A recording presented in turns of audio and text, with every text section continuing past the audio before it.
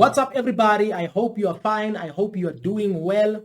And I would appreciate if you can just smash the subscribe button, smash the like button, smash that share button like never before.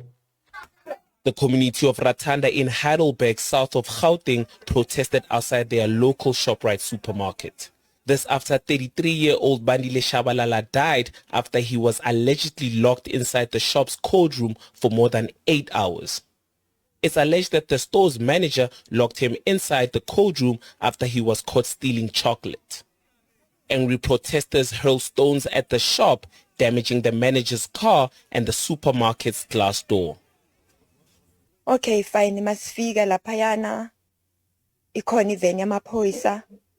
I-ambulance ayikho. Ubandile ubekiwe laphayana la abeke khona. There is a shop lapho kwi-center le eyalana yase Shoprite bathi afbop. Ubekwe lapho like umuntu ohlelisiwe. Ane? Okay, fine. Sifuna ukwazi ukuthi kwenzakaleni. We didn't get any answers. Siyayibona naye imanagera inside the shop with ama-securities. Ane? Like to come to us and say something. You can hear there are people that are crying. What is it to you? What is happening inside of you? And ask, just to come and ask, what is it? Why are you crying? But there was nothing. We were shattered like that child was not a child of a human being. One man once said, Lord, don't make me rich, because when I become rich, I may forget your name and neglect you. Again, I'm asking for one thing. Don't make me poor, because if I become poor, I may get tempted and misuse your name or use your name in vain. What can be the meaning of this? Is that every human being has a limit. This man was like, if I become poor, I'll become tempted, because every human being has a limit. I'm not trying to condone what this young man did, but I'm like, the crime should match the penalty, or the penalty should match the crime. But in this situation, everything is madness. Everything is evil. Imagine, let's say you get told that your brother was caught stealing a chocolate. Then the first response will be, what happened to my brother? And where is my brother?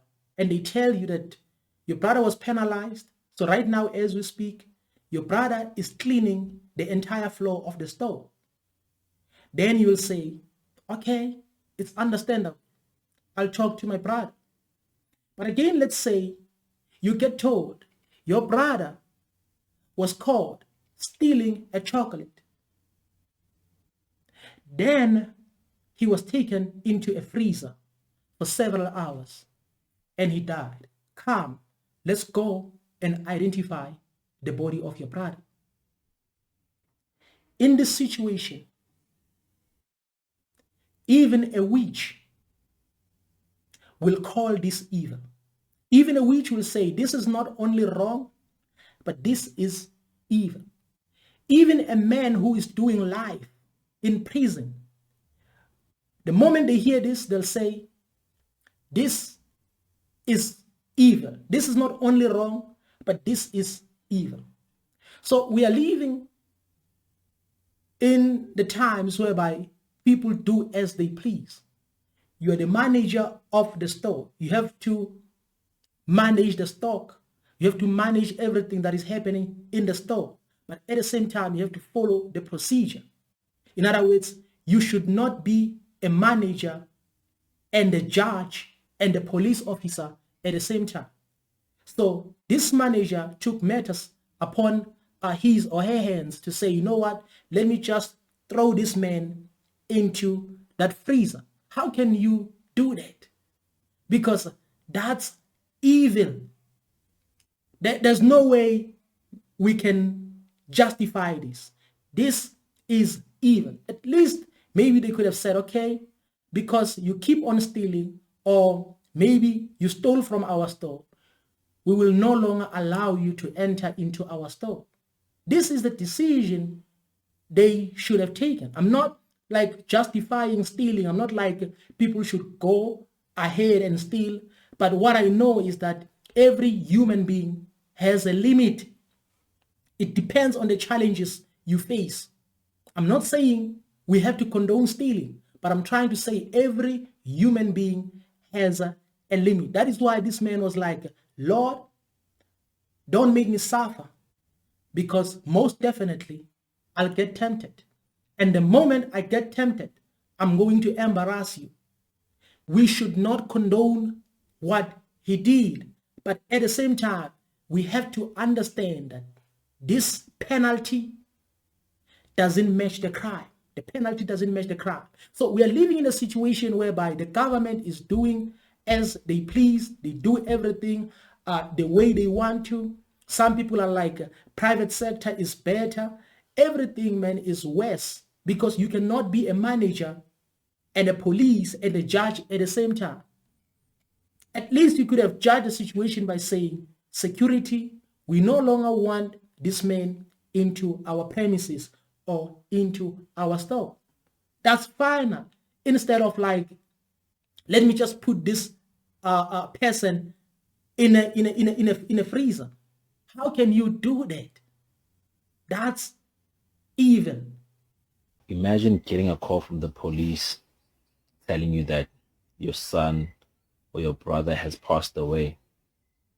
Reason being that they were locked up in a cold storeroom for I don't know how many hours, but resulting to one of the boys dying and the other still in hospital as we speak, just for stealing 2 chocolates. Not to justify what they did, but the approach, the manner of approach to what the boys did is also, it's unconstitutional, it's heartless, and such behavior cannot be condoned, man. It cannot be condoned, and Shoprite should be boycotted. They should be held accountable for this, as long as the person who authorized this. Then I visited the comment section where I saw this video.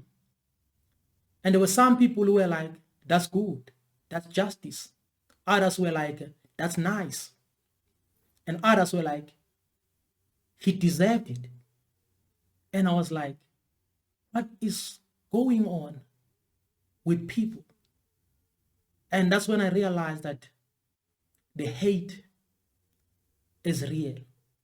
Yes, this man stole that chocolate, but he still deserves justice. I would appreciate if you can just smash the subscribe button, smash the like button, smash that share button like never before.